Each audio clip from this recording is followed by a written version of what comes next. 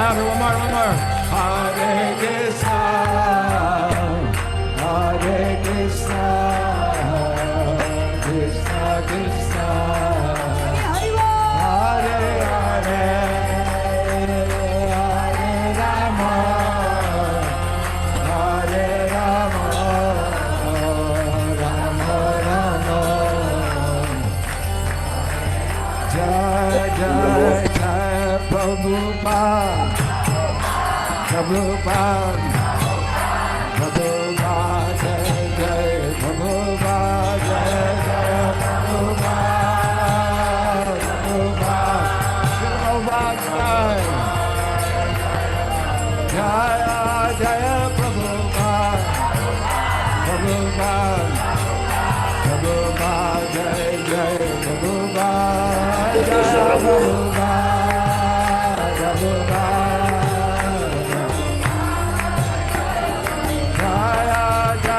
Prabhupada, Prabhupada, Prabhupada, Jai Jai.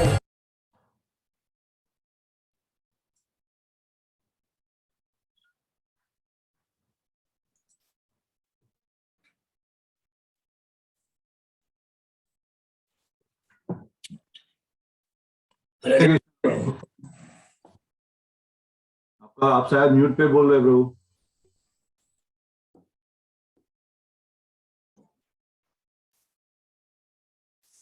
Okay, हरे कृष्णा। अभी ठीक है? ठीक है प्रभु। चलिए, आज थोड़ा सा पीछे का सराउंडिंग अलग है क्योंकि अभी रिसेंटली मेरा रूम चेंज हुआ है कल रात को ही, तो इसलिए थोड़ी अलग है। लाइट्स अभी प्रॉपर नहीं है, इसलिए मैंने सामने लगाई है। होपफुली आपको क्लियर दिख रहा होगा। चलिए, अगर सब आगे तो शुरू करें, या तक जय राधा माधव गाते हैं और लोग आ जाएंगे। आज क्लास भी मैं थोड़ी सी छोटी लूंगा क्योंकि हमें कहीं जाना है आगे, पर आज भी बहुत इंटरेस्टिंग होगा।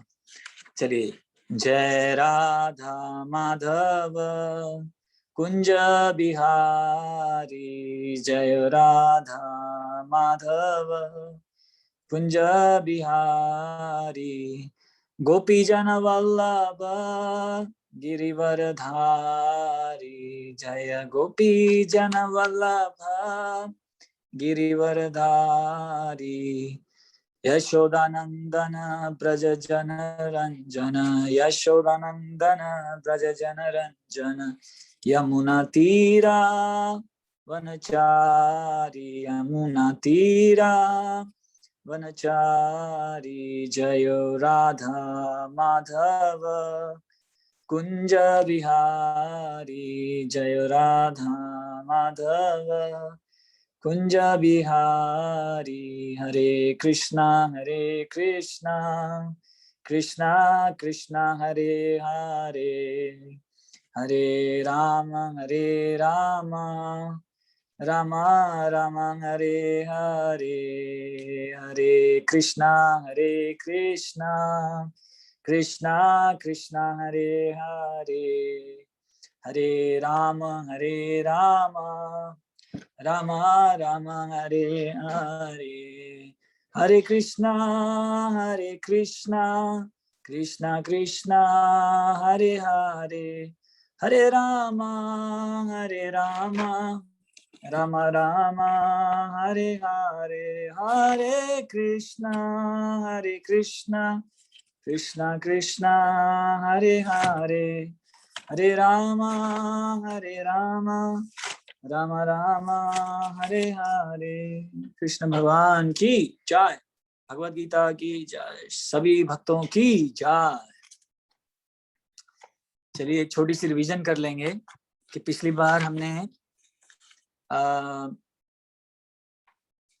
36 किया था, जिसमें हमने गुरु के बारे में, अपने शिष्य और गुरु के रिलेशन के बारे में डिस्कस किया था।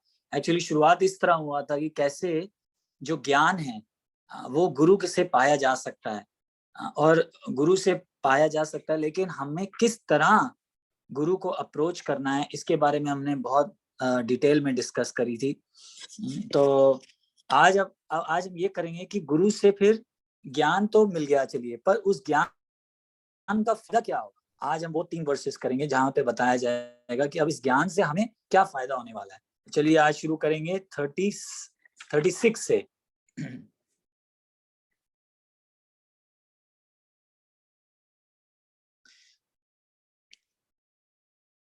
अपि चेदसि प्यापेभ्यो सर्वभ्यः पापकृत्तमा सर्वं ज्ञानप्लवेन वृजनं संतरिष्यसि।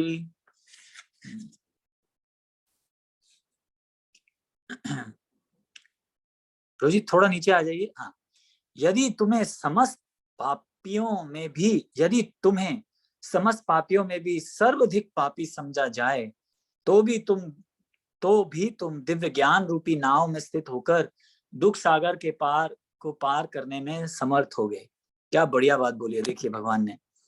तो देखिए हमने कुछ डिस्कस किया था कुछ क्लासेस पहले कि ये जो सफरिंग है ये हमें क्यों आती है, ये जो दुख आ रहे हैं हमें क्यों आते हैं, ये सुख भी आ रहे हैं तो क्यों आते हैं, हमारे कर्मों की वजह से। अगर हम अच्छे कर्म करते हैं पिछले जन्म में हमने किए होंगे तो ना चाहते हुए भी देखिए आपको अपने आप चीजें आएंगी। और अगर कोई बुरे कर्म किए होंगे तो ना चाहते हुए भी दुख आएंगे, ये आएंगे ही आएंगे।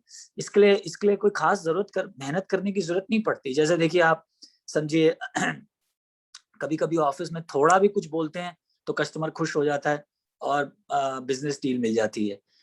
और कभी कभी कितनी भी मेहनत कर लेते हैं तो नहीं होता। तो ये सब कैसे होता है, कर्मों से होता है।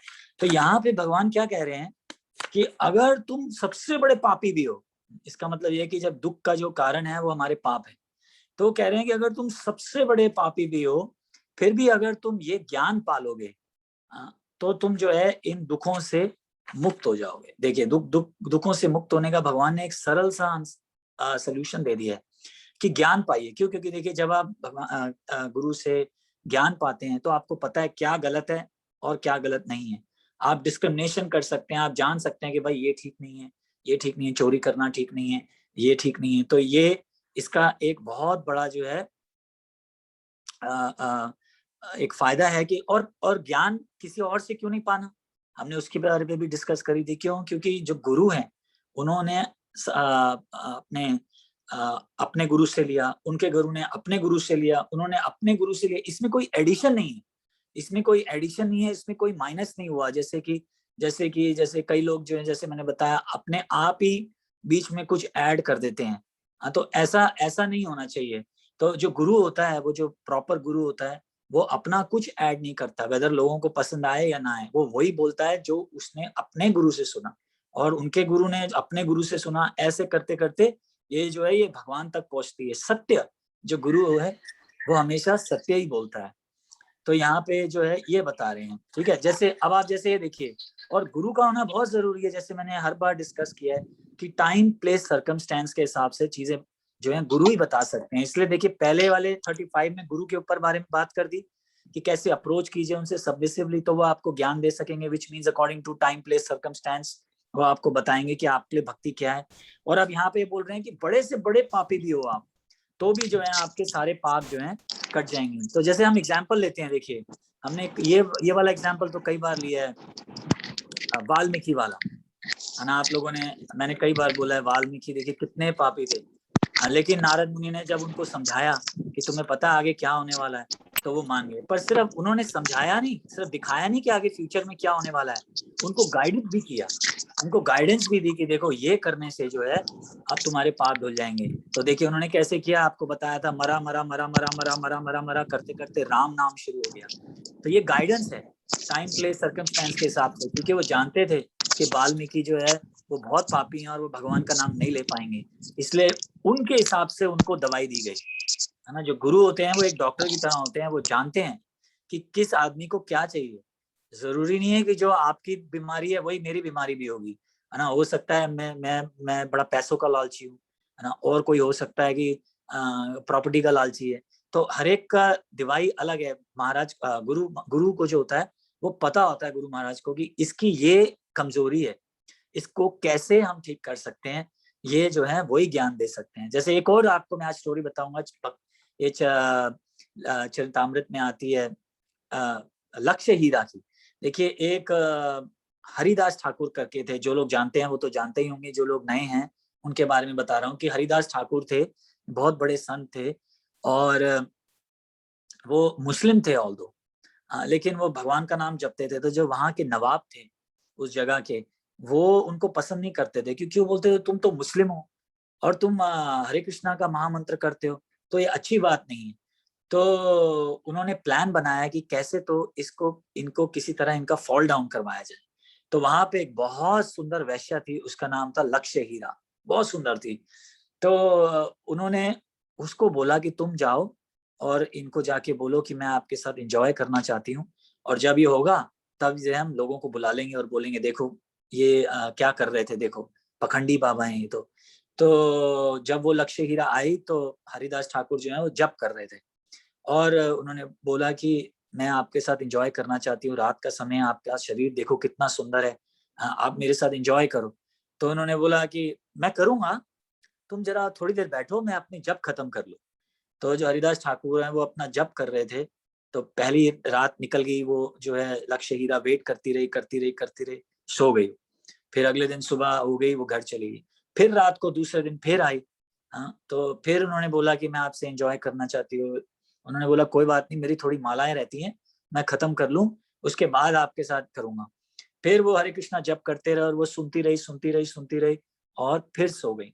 और जब तीसरी बार वो फिर आई तो उन्होंने आके सरेंडर कर दिया, उन्होंने आके समर्पण कर दिया अपने आप को। उन्होंने बोला कि मैं एक्चुअली आपको बताना चाहती हूँ कि मेरे को ये नवाब ने भेजा है कि आपको मैं किसी तरह ऐसे गिरा दूं आपकी पोजीशन से, और उसके बाद ये जो लोग हैं आपकी बुराइयां कर सकेंगे। तो एक्चुअली हरिदास ठाकुर ने क्या कहा कि मुझे ऑलरेडी पता था कि तुम इसलिए आए हो, इसलिए जब मैं जप कर रहा था तो तुम्हारे जप जप से जो है उनका देखिए वो लक्ष्य हीरा जो वैश्या थी उसका जो हृदय जो है शुद्ध हो गया। तो ये, और उसके बाद उन्होंने बोला अब तुम ये सारे काम छोड़ दो, और तुलसी का के महारानी के सामने आगे बैठ के जप करो, और तुम देखोगे कि ये जितने भी लोग तुम्हें वैश्या समझते हैं तुम्हारी रिस्पेक्ट करेंगे। और आज देखिए बंगाल में नहीं, अपना बांग्लादेश में मंदिर है, इस वैश्या का, लक्ष्य हीरा का मंदिर है। अब देखिए वैश्या का मंदिर बनाया जा रहा है जहाँ पे लोग जो हैं जाके पूजा करते हैं। क्यों?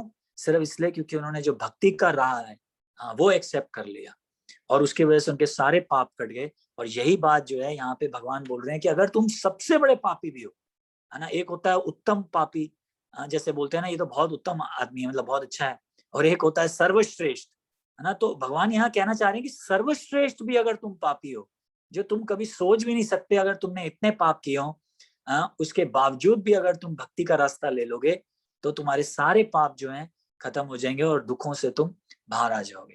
देखिए कितना आंसर सिंपल है, और करना क्या है, हमने कितनी बार डिस्कस किया है भक्ति में करना क्या है। हरे कृष्णा जप करना है, जो लोग अच्छे नहीं है उनके साथ एसोसिएट मत कीजिए, भगवान को भोग लगा के प्रसाद खाइए।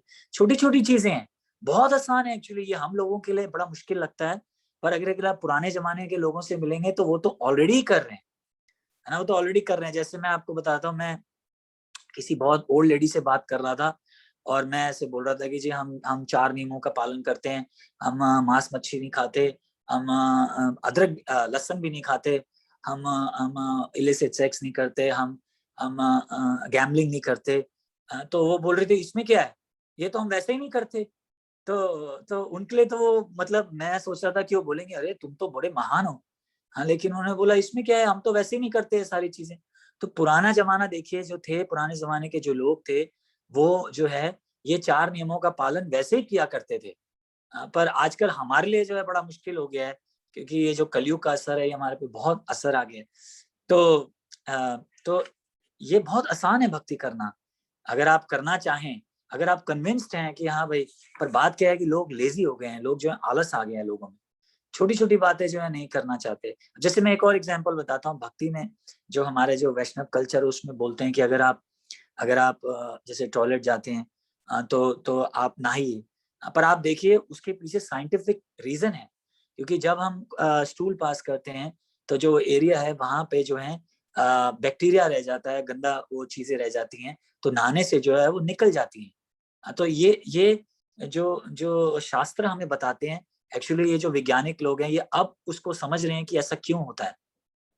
लेकिन जैसे मैं आपको एक और छोटी बात बताता हूँ पुराने जमाने की, ये तो शास्त्रों का मुझे पता नहीं है, पर वैसे एक छोटी बात बताता हूँ कि कल मैं एक डॉक्टर से मिला और उसके कान छिदे हुए थे। तो मैंने बोला कि ये कान क्यों छिदे हुए हैं आपके, ये तो हम लोग नहीं करते। उसने बोला पुराने जमाने के लोग इसलिए करते थे क्योंकि यहाँ पे जो एक नस है वो एक ऐसी नस है जो कई चीजों को कंट्रोल कर सकती है। तो उसको, वो डॉक्टर है खुद और उसको गैस की बहुत प्रॉब्लम है, तो यहाँ पे उसके करने के बाद से उसको काफी जो है असर पड़ गया। तो मैं अगेन ये रिपीट कर रहा हूँ कि मुझे नहीं पता कि ये शास्त्रों में है कि नहीं, पर मैं एक जस्ट बात बता रहा हूँ कि कैसे वैज्ञानिक जो लोग हैं वो अब ये सारी चीजें डिस्कवर कर रहे हैं जो पुराने जमाने के लोग पहले ही ये बात जानते थे।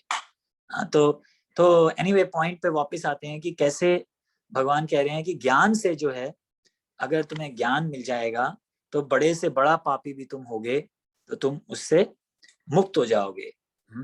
और कैसे हमने ज्ञान पाना है, गुरु से पाना है। और कैसे पाना है वो हमने पिछले लेक्चर में डिस्कस किया था। जिन लोगों ने मिस कर दिया वो देख सकते हैं वीडियो, उसमें हमने काफी डिटेल में बातें करी। चलिए आगे आइए 37 पे।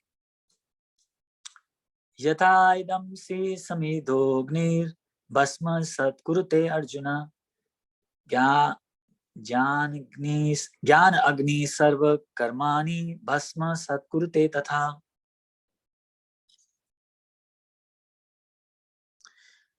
जैसे प्रज्वलित अग्नि ईंधन को भस्म कर देती है, उसी तरह हे अर्जुन ज्ञान रूपी अग्नि भौतिक कर्मों के समस्त फलों को जला डालती है।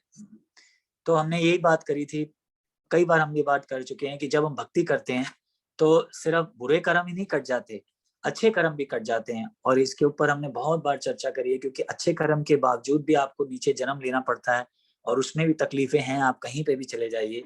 तो इसलिए जो भक्ति है वो ये दोनों कर्म काट देती है, आपको फिर नहीं आना पड़ता। तो यहाँ पे एक चीज बता रहे हैं कि एक मिनट,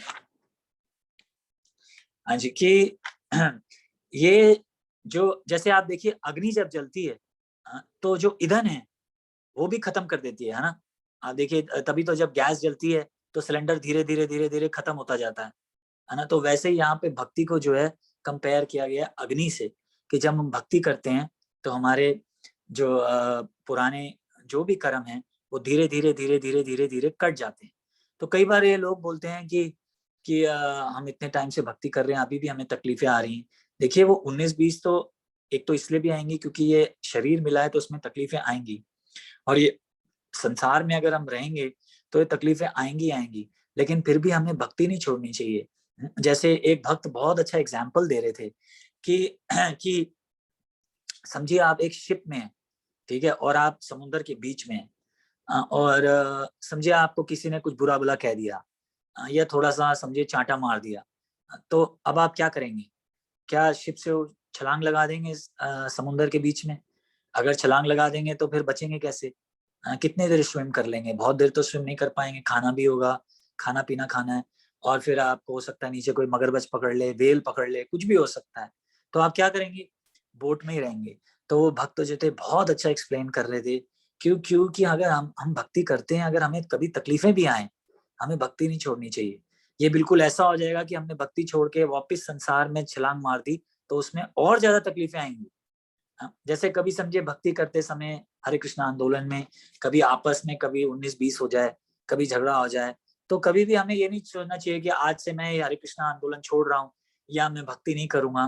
क्योंकि अगर आप नहीं करेंगे तो ऐसा तो है नहीं कि अब आपके जो तकलीफ आ रही थी वो खत्म हो जाएगी, ऐसा तो नहीं है।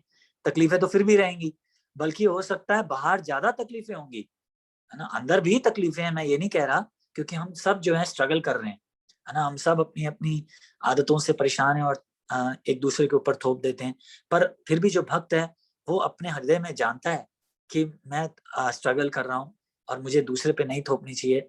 पर बाहर वाले तो ये जानते भी नहीं, बाहर वाले तो ये भी नहीं जानते कि ये दूसरों को ब्लेम नहीं करना है, ये मेरे खुद के कर्म है।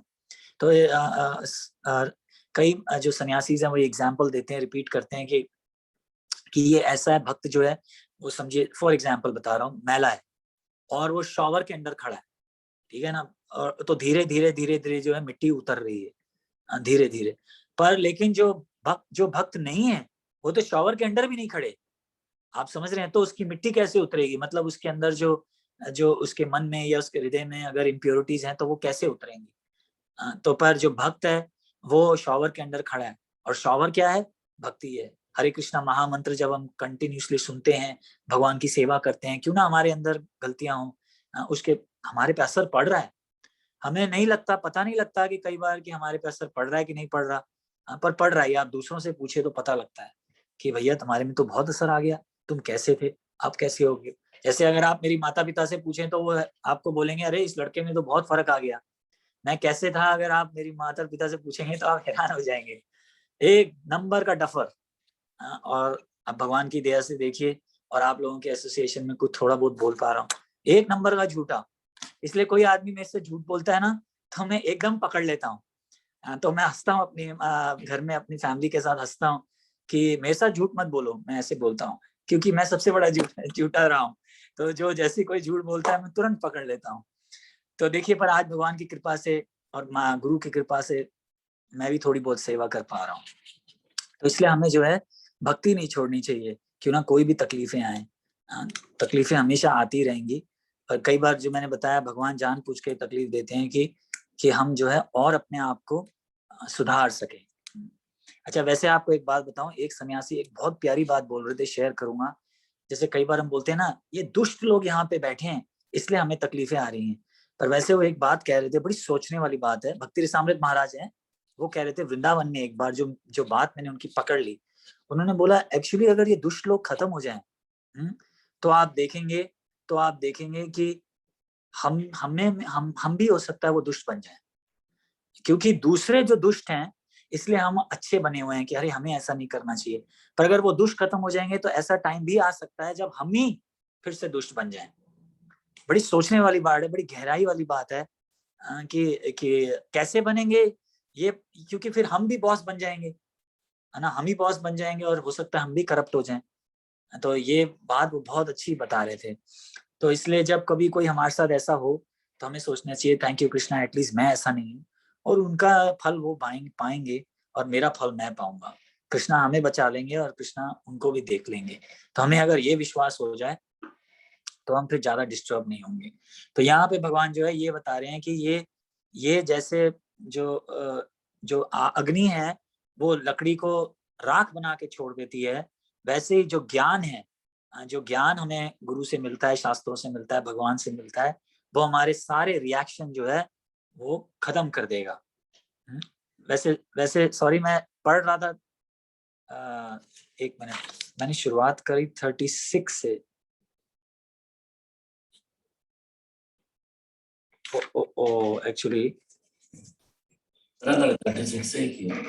एक्चुअली मुझे 35 मुझे शुरुआत करनी थी, 35 भूल गया, कोई बात नहीं, मैंने 36 और 37 पढ़ दिया, पर मैं 35 वापस जाता हूँ, सॉरी माफ कीजिए, मैं भूल ही गया 35 पढ़ना था।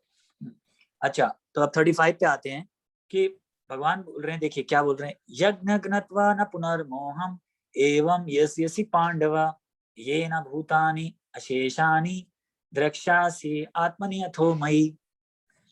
तो एक्चुअली भगवान यहाँ पे क्या बोल रहे हैं कि जो प्रभु जी 35 के आ जाइए उस पे, हाँ जी,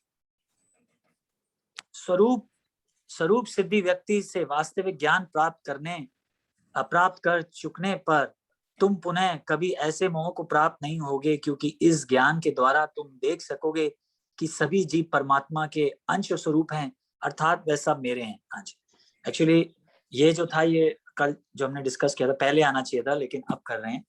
तो इसमें भगवान ये बता रहे हैं कि और जब आप ऐसे गुरु से जब आप ज्ञान पाते हो, हाँ, तो फिर से कभी मोह में नहीं आते। तो इसका क्या मतलब है, देखिए कि हम मोह मतलब क्या, कि हम ये सोचते हैं कि ये मेरा शरीर है ना, मैं अमेरिकन हूँ, मैं इंडियन हूँ, मैं ब्रिटिशर हूँ, मैं ब्राह्मण हूँ, मैं साउथ इंडियन हूँ, मैं कश्मीरी हूँ, ऐसे ये हम बहुत बड़े इल्यूजन में है कि ये मैं शरीर हूँ, पर एक्चुअली हम आत्मा है।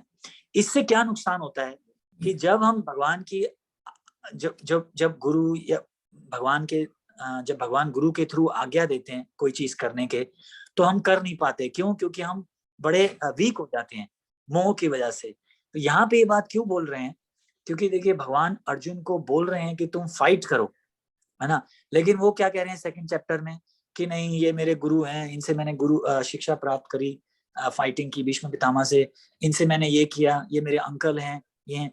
तो भगवान बोल रहे हैं कि ये सब मोह है। और आगे देखिए, अभी कंप्लीट नहीं हुआ, इसी के साथ क्या बोल रहे हैं, और तुम ये जान जाओगे कि ये मेरे हैं। तो एक बात कोई सोचने वाली है कि अगर भगवान बोल रहे हैं ये मेरे हैं, तो भगवान आपको तकलीफ में क्यों डालने चाहते हैं, है ना? तकलीफ में क्यों डालेंगे? पर क्योंकि ये हायर प्लान है, ये भगवान जानते हैं कि क्या अच्छा है और क्या बुरा है। देखिए, अर्जुन का फाइट करने के लिए ये अच्छा है, भगवान उसको बोल रहे हैं तुम फाइट करो। क्यों? क्योंकि भगवान जानते हैं कि ये जो है अच्छी साइड पे हैं, और सारे जो किंगडम को हैं, सारी प्रजा को जो है अच्छी तरीके से चलाएंगे और रूल करेंगे। और उस तरह वो जो दूसरी तरफ है, उनका उनके लिए क्यों ऐसा कह रहे हैं? क्योंकि जब जब वो भगवान को देखते हुए अपना प्राप्त करेंगे, तो वो जो है सब जो है अच्छी गति को प्राप्त होंगे। एक तो ये बात। दूसरी बात हमने पहले भी डिस्कस किया था सेकंड चैप्टर में, कि अगर जो जो जो योद्धा होते हैं, जो क्षत्रिय होती हैं, अगर वो फाइट करते समय मरे, तो उनके लिए एक अलग सी जगह बनाई जाती है, वो हेल नहीं जाते। तो दोनों तरीके से भगवान ने उस टाइम पे समझाया था कि तुम चिंता क्यों कर रहे हो, दोनों तरीके से तुम्हें, उनको भी फायदा है और तुम्हें भी फायदा है। वही बात यहाँ पे फिर एक्सप्लेन कर रहे हैं कि वो मेरे हैं, मुझे पता है वो मेरे हैं। ऐसा नहीं है कि सिर्फ तुम मेरे हो, सब मेरे हैं। तुम ये देख सकोगे कि सब मेरे हैं, पर मैं हायर प्लान के लिए जो है ये बात कह रहा हूँ कि तुम हायर प्लान के लिए लड़ो, है ना? अब कोई ये कह सकता है कि कल मैं अपने आप डिसाइड कर लूं कि मैं इसको मारूंगा क्योंकि हायर प्लान के लिए, और भगवान ने कहा ये मेरे हैं, तो भगवान उनके लिए भी अच्छा ही है भगवान के हिसाब से। ऐसा नहीं है। आप अपने आप कोई डिसीजन नहीं ले सकते, ये गुरु से आना चाहिए आपको। और यहाँ पे जो है देखिए, भगवान एज गुरु बात कर रहे हैं, है ना? क्योंकि देखिए, हमारा जो माइंड है वो फ्लिकरिंग माइंड है, वो गलत भी सोच सकता है ना? फॉर एग्जाम्पल ले लीजिए, आज अमल पुराण प्रभु जी ने मुझे $100 नहीं दिए, समझे, एग्जाम्पल दे रहा हूँ कुछ भी, तो मैं बोलूंगा ये आदमी अच्छे नहीं है। ये मेरा माइंड है ना? पर ऐसा नहीं है। क्यों नहीं दिए? हो सकता है इसलिए नहीं दिए कि वो सोचें कि मैं जाके डिस्को में चला जाऊंगा या कुछ गलत काम कर लूंगा, है ना? तो ये हमारा जो माइंड है ये हमें तकलीफ देता है। पर जो गुरु होता है वो जानता है ना? इसलिए कोई भी ऐसी चीज करने से पहले, कोई भी डिसीजन लेने से पहले, एक बार गुरु से जो है कंफर्म कर लेना चाहिए। भक्ति के लिए बता रहा हूँ, ऐसे नहीं कि अब आप छोटी छोटी बातों पे पहुंच जाएं कि गुरु महाराज कार में पेट्रोल डलवाऊं कि नहीं डलवाऊं, है ना? या गुरु महाराज एकादशी पे मेहमानों को बुलाऊं कि नहीं बुलाऊं। ऐसा नहीं, मैं कोई बड़ी इसकी बात कर रहा हूँ। बड़े जब लाइफ में डिसीजंस लेने होते हैं, तो बेटर है कि वैष्णवों की अंडर अगर हम लें, तो हमेशा जो है बेटर रहता है। जैसे मैं आपको एक और छोटा एग्जांपल देता हूँ, क्योंकि देखिए, गुरु लोग जो होते हैं वो लोगों की भलाई के लिए हमेशा सोचते हैं। जैसे हमारे जो परम गुरु हैं, हिज होलीनेस जय अद्वैत महाराज, उस दिन वो जस्ट ऐसे ही आए, और मेरे साथ बैठे थे, तो उन्होंने बोला कि तुम्हारा D3 कैसा है? तो एक सेकंड के लिए तो मैं हैरान हो गया। तो मैं बोला ये D3 क्या होता है? क्योंकि मुझे लगा जैसे R1 होता है रिलीजियस वीजा, वैसे कोई D3 भी होता होगा, क्योंकि अमेरिका में ऐसे नंबर्स होते हैं, जैसे W2 आप सब जानते हैं जो अमेरिका में रहते हैं, W2 1099। तो मुझे लगा कि वो कुछ पूछ रहे हैं D3 क्या होता है। तो मैंने बोला महाराज ये D3 क्या होता है? तो उन्होंने बोला नहीं, D3 मैं पूछ रहा हूँ वाइटामिन D3, तुम्हारा ये वाइटामिन D3 कैसा है? तो मैं बोला महाराज कभी चेक नहीं करवाया। तो उन्होंने बोला अज्यूम कर लो तुम्हारा कम है और खाना शुरू कर दो। तो अब देखिए, कल मुझे कोई बता रहा था, वही डॉक्टर जिनसे मैं मिला, बता रहा था कि अब सारे डॉक्टर्स ये बोल रहे हैं कि अगर आप वाइटामिन D3 खाएंगे और जिंक और कैल्शियम लेंगे, तो आपको इंजेक्शन लगवाने की जरूरत नहीं है, कोरोना से आप वैसे ही निकल जाएंगे। तो कहने का मैं कोई कंट्रोवर्सी में नहीं आ रहा कि फिर हम D3 खा के क्यों नहीं बच जाते, हम उसके बारे में बात नहीं कर रहे हैं। पर मैं ये बात बता रहा हूँ कि जो गुरुजन लोग होते हैं वो सेल्फलेस होते हैं और दूसरों के लिए सोचते हैं, दूसरों के लिए हमेशा सोचते रहते हैं कि कैसे इस भक्त की मैं भलाई कर सकूं। वो मेरी हेल्थ के लिए सोच रहे थे। वैसे ही हमें डिसीजंस जो हैं गुरु जनों से लेके करना चाहिए, क्योंकि वो उसमें उनका कोई मोटिव नहीं होता, वो दूसरों के लिए ही सोच रहे होते हैं और हमारी भलाई के लिए ही जो है वो डिसीजन लेंगे। क्योंकि देखिए, गुरु जो है वो भगवान के इंस्ट्रक्शंस पे चलते हैं। जैसे मैं आपको एक छोटी सी और बात बताता हूँ, बड़ी इंटरेस्टिंग है। राधा गोविंद महाराज जी बता रहे थे कुछ टाइम पहले कि देखिए, भगवान और इंसान में क्या फर्क है। वो ये बता रहे थे कि भगवान कितने दयालु हैं कि भगवान ने सबको खाना खिलाया, सबके लिए खाना के इंतजाम किए हैं। मछली अंदर है, देखिए, उसके लिए भी, छोटी मछली या जो भी वो खाती होगी उसके लिए इंतजाम है ना? और बड़ी मछली के लिए भी इंतजाम है। जिराफ के लिए भी एग्जाम है, जिब्रा के लिए भी इंतजाम है, शेर के लिए भी इंतजाम है, मनुष्य के लिए भी इंतजाम है, सब चीजों के लिए इंतजाम है। लेकिन आदमी देखिए क्या करता है, आदमी देखिए क्या करता है, अपने सिवाय और किसी का नहीं सोचता। मछली को खाना खिलाने के बदले में मछली खा जाएगा, है ना। मुर्गी को खाना खिलाने के बदले में या उसके सेफ्टी के बदले में वो उसको खा जाएगा, है ना। तो देखिए ये फर्क देखिए दोनों में कितना फर्क है, भगवान और इंसान में। तो भगवान जो है वो हमारी हमेशा जो है भलाई सोचेंगे। तो इसलिए ही वो ऐसे गुरुजन जो होते हैं उनको उनके थ्रू जो है अपनी जो आज्ञा, जो अपनी इंस्ट्रक्शंस है वो पहुंचाते हैं कि हमारी भलाई हो। इंसान हमें कोई इंस्ट्रक्शन देगा तो उसमें हमारी भलाई है कि नहीं है हमें नहीं पता।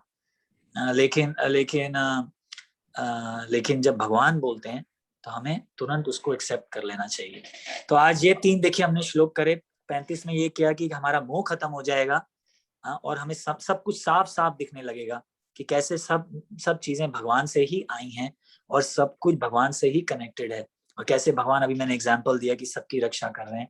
फिर हमने आगे 36 में पढ़ा कि बड़े से बड़ा पापी भी जो है ये ज्ञान पाके मुक्त हो सकता है। इसका मतलब क्या है कि कोई भी और सब लोग, कोई ये नहीं कह सकता नहीं नहीं मैं बहुत बड़ा पापी हूं, मैं नहीं हो सकता। भगवान ने क्लियर कह दिया कोई भी जो है वो पापों से मुक्त हो सकता है। सिर्फ बस आलस की बात है, कन्विक्शन की बात है कि आप कन्विंस्ड हैं कि नहीं, ये बात। तो आप सारे दुखों से मुक्त हो सकते हैं। और 37वें में हमने ये किया कि जैसे आग जो है उसको कर देती है, जला के राख कर देती है लकड़ियों को, वैसे ही ये जो ज्ञान है ये हमारे बुरे कर्म और अच्छे कर्म भी जो है जला के राख कर देते हैं। देखिए कितनी बड़ी बात है कि समुद्र को अगर आप क्रॉस कर जाएं तो समुद्र अभी भी पीछे रह जाता है ना। समुद्र को अगर आप क्रॉस कर जाएं, दूसरी तरफ पहुंच जाएं, तो अभी भी समुद्र पीछे रह जाता है।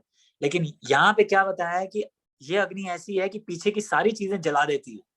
इसका क्या मतलब है, मतलब आप समझ रहे हैं कि अगर आप और कोई भी तरीका अपनाएंगे पापों से बचने का या कुछ करने का, तो पाप अभी भी पीछे रह जाएंगे। जैसे कोई आप समझ लीजिए प्रायश्चित करने की कोशिश कीजिए, तो हो सकता है कुछ खत्म हो जाए लेकिन कुछ तो रह जाएंगे अभी भी। जैसे जो बोलते हैं ना कि पाप जो होते हैं वो 2 तरह से होते हैं, एक बीज फॉर्म में होते हैं और एक जो अब फ्रूटिफाई हो गए।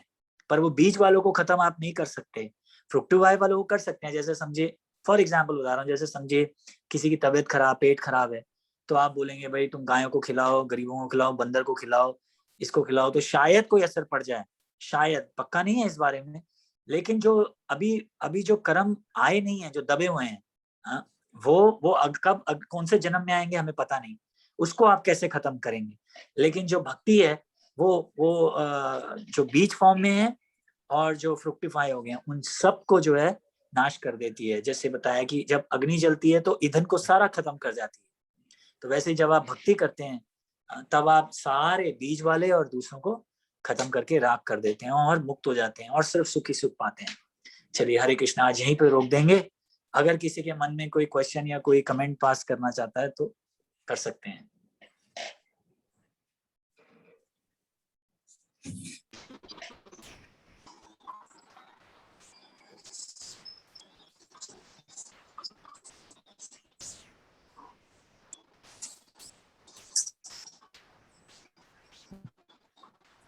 गुरु जी, हाँ जी, बुरे आदमी को अच्छे गुरु मिल सकते हैं, बराबर है। मिल सकते हैं प्रभु जी, बिल्कुल मिल सकते हैं। जैसे वालिया को नारद मुनि मिले थे, हाँ जी, लेकिन अच्छे आदमी को बुरे गुरु मिले तो उसको गलत दिशा दिखाएगा ना। बिल्कुल गलत दिखा देगा प्रभु जी। पर इसलिए प्रभु जी देखिए, शास्त्र कुछ चीजें बताते हैं गुरु के बारे में भी। चलिए आज वही भी थोड़ा डिस्कस कर लेते हैं कि आप किसी को भी गुरु एक्सेप्ट करने से पहले कुछ चीजें देखिए। जैसे हमने डिस्कस किया था कि ब्लाइंड फॉलो मत कीजिए। देखिए कि जो गुरु है वो शास्त्रों के हिसाब से बात कर रहा है कि नहीं। जैसे मैं आपको बोलता हूँ, समझिए आज मैं बोलता हूँ मैं गुरु हूँ, ठीक है, और कल आप देखते हैं कि मैं 4 लड़कियों के साथ घूम रहा हूँ, तो ये कैसे, किस तरह का गुरु हो गया, है ना। तो इसका मतलब कैसे आप पता लगाएंगे कि शास्त्र क्या बोल रहे हैं। शास्त्र बोल रहे हैं कि गुरु जो है वो या तो वो सन्यासी हो सकता है या वो गृहस्थ भी हो सकता है, पर फिर वो गृहस्थ मतलब एक ही वाइफ के साथ अटैच्ड है, ऐसे नहीं कि वो। तो हमें ये जो ज्ञान है ये भी हमें शास्त्रों के थ्रू मिलेगा। है ना। अदरवाइज समझिए कोई आदमी जो ऑलरेडी 4 लोगों के साथ घूम रहा है, वो अगर आप उनसे ज्ञान लेंगे तो उसके हिसाब से तो वो गुरु परफेक्ट है ना। इसलिए हमें शास्त्र सुनने बहुत जरूरी है, समझने जरूरी है कि हमें पता लगे कि भगवान क्या कह रहे हैं, है ना। धर्म जो है भगवान बनाते हैं। कोई भी आदमी खड़े होके नहीं बना सकता कि मेरे हिसाब से 5 शादियां करना इज ओके, है ना। ये आप अपने आप डिसाइड नहीं कर सकते। ये जो भगवान ने जो रूल बनाए हैं उनके हिसाब से अगर आप खड़े हैं तो फिर आप एक गुरु खिलाए जा सकते हैं। तो इसलिए हमें गुरु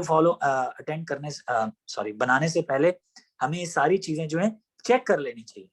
मन में कोई भी डाउट हो तो चेक कर लेनी चाहिए। देखिए हमेशा मेरे गुरु भी यही कहते हैं कि गुरु बनाने से पहले आप फुल चेक कर लीजिए कि ये अकॉर्डिंग टू शास्त्र है कि नहीं। हाँ, पर उसके बाद जब आप बना लें, आपको पूरा विश्वास हो जाए, आप बना लें, उसके बाद जब गुरु को इंस्ट्रक्शन दे तो उसको फॉलो कीजिए, वो आपकी भलाई के लिए रहेगा। लेकिन चेक करना बिल्कुल कोई गलत बात नहीं है, आप बिल्कुल चेक करिए, उसका कैरेक्टर चेक करिए, देखिए उनमें ज्ञान कितना है। और ज्ञान मीन्स नहीं वो ज्ञान के ऊपर चल भी रहे हैं कि नहीं। जैसे इंग्लिश में बोलते हैं वॉक योर टॉक, मतलब क्या हो गया कि बात तो आप बहुत बड़ी बड़ी करते हैं लेकिन वो उस पे निभाते नहीं है ना। जैसे मैं आपको कुछ बड़ी इंस्ट्रक्शन दे दूं और खुद ही वो करूं। जैसे आप लोगों ने वो स्टोरी सुनी होगी ना कि एक बार एक माँ अपने बच्चे को डॉक्टर के पास लेके आती है और कहती है कि ये चीनी बहुत खाता है। तो उसने बोला अच्छा एक काम करो अगले हफ्ते आना।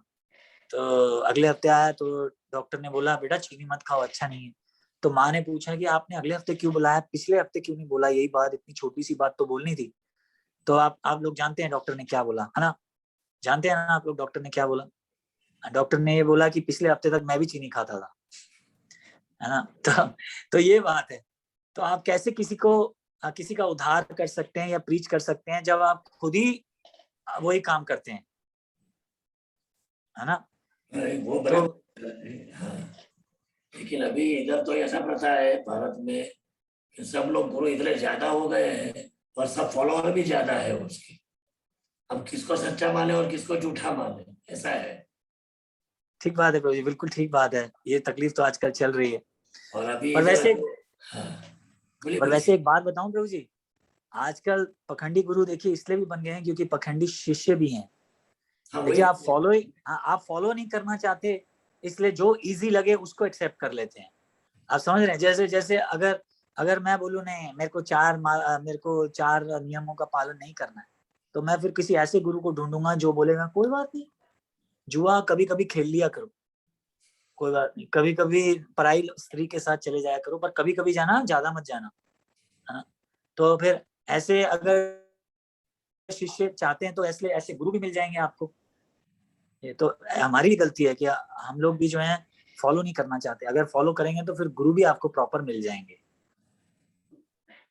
पर आपकी बात सही है प्रभु जी, आजकल कलयुग का समय है, बहुत फेक गुरु हो रहे हैं। भारत में तो बहुत फेक गुरु हो गए हैं। इतने सारे हो गए, किसको पकड़े और किसको छोड़े, ऐसा हो गया। ठीक है और अभी प्रभु जी। चालू हो गया है कि कोई मर गया है तो उसका सीटिंग रखते हैं, बैठना रखते हैं, तो गुरु जी को बुलाते हैं। वो गुरु जी को उसके बाजू में बिठाते हैं, जिसका जो मर गया उसके फोटो के बाजू में। सब लोग वो मरने वाले को छोड़ के वो गुरु जी को नमस्ते करते हैं। जिसको मिलना है उसको नहीं मिलेंगे और गुरु आते हैं। और गुरु जी भी ऐसे है कि जैसे वो मर गया तो उसकी 5 लाख की डोनेशन की इच्छा थी मरते समय, वो दे के चले जाते। गुरु जी लेने के लिए आते हैं, ऐसा है इधर। अभी ये नया सिस्टम चालू हुआ है इधर, हमारे गांव में भी है। इधर जो आते हैं गुरु काठियावाड़ से आते हैं, सब जगह सौराष्ट्र से, वो सब ऐसा प्रोसीजर हो गया है कि आप जो आदमी मर गया उसके बैठने में बुलाओ, उसको पैसा पैसा दो और वो करो, ऐसा हो गया है। अभी क्या वो सच्चा गुरु है फिर? सही है प्रभु जी, मैं समझ रहा हूँ आपकी प्रॉब्लम में। आदमी मरने वाले को देखने के लिए आते हैं तो पहले गुरु जी को देखने का, फिर मरने वाले को रोज चढ़ाने का, ऐसा हो गया है। जिसके लिए फैसला रखा है उसके लिए नहीं आते हैं, गुरु जी को मिलने के लिए आते हैं। ये इतना सब धाड़ा धाड़ा सब इधर तो पार्टी प्लॉट में सब ऐसा होता है। अभी जैसा शादी का माहौल है वैसा सब करते हैं। प्रभु जी, लेकिन मुझे बड़ी खुशी है कि एटलीस्ट आप जो है डिस्क्रिमिनेट कर पा रहे हैं, आप जो है समझ पा रहे हैं कि ये ठीक नहीं है, ये एक बहुत अच्छी बात है। इसलिए मैं हमेशा कहता हूँ आप जितने भी लोग हैं सब महान भक्त हैं। आप लोगों ने अपने पुराने जन्मों में बहुत सारे चतुर्वेद ये सब कुछ पढ़ लिया है, इसलिए अब देखिए भगवान ने आपको इस लेवल पे कर दिया है कि आप ये बातें समझ पा रहे हैं। लोग तो समझ भी नहीं पाते, तो कितनी अच्छी बात है। आप एटलीस्ट प्रभु जी सेफ हैंड्स में, आप गीता पढ़ते रहिए और मंदिर जाते रहिए, भगवान की पूजा करते रहिए, एसोसिएशन में रहिए अच्छे डिवोटीज के साथ, एटलीस्ट आपका कोई नुकसान नहीं होगा। बाकी अब जाना चाहते हैं तो अब क्या करें। बहुत अच्छी बात है प्रभु जी, बहुत अच्छी बात है। हरे कृष्ण। चलिए, हरे कृष्णा, बहुत बढ़िया जी। और किसी का कोई सवाल?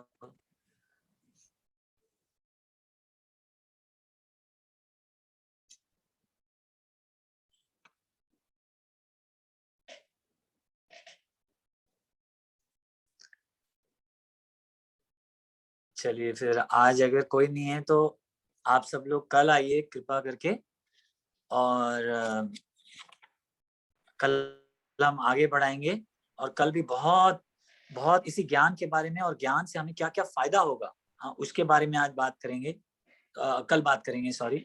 और फिर कल तो ये चैप्टर खत्म भी कर देंगे सर, 3 या 4 ही रह गए हैं, कल खत्म कर देंगे और फिर अगले चैप्टर पे चलेंगे। चलिए आज फिर 3 बार हरे कृष्णा करेंगे। माता जी कुछ कहना है आपने?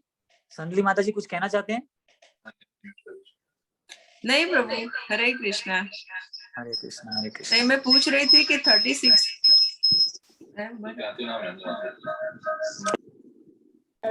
हो गया, मैं ऐसा पूछ रही थी। हाँ कर दिया प्रभु। हाँ जी 36 हो गया, 37 हो गया, कल 38 से शुरू करेंगे और चैप्टर को खत्म कर देंगे। ओके प्रभु, थैंक यू। चलिए, thank you very much. Hare Krishna Krishna Hare Hare Krishna Hare Hare Hare Hare Ram Hare Ram Ram Hare Hare Ram Hare, Ram Hare Ram Krishna Hare Hare Krishna Hare Krishna Ram Hare Ram Hare Hare Hare Hare Ram Krishna Krishna Krishna Hare Hare, Hare Hare Ram Krishna Ram Hare Hare Krishna Hare. Krishna Krishna Hare Ram Ram Ram Hare हरे। कृष्ण भगवान की जय, सभी उपस्थित की भक्तों की जय। जय। हरे कृष्णा। जय हरे कृष्णा हरे कृष्णा एवरीबॉडी। मिलते हैं फिर हरे कल। कृष्णा एवरीवन। आइएगा जरूर, प्रभु जी आगे कंटिन्यू करेंगे। Hare Krishna, thank you for joining. Hare Krishna Hare Krishna.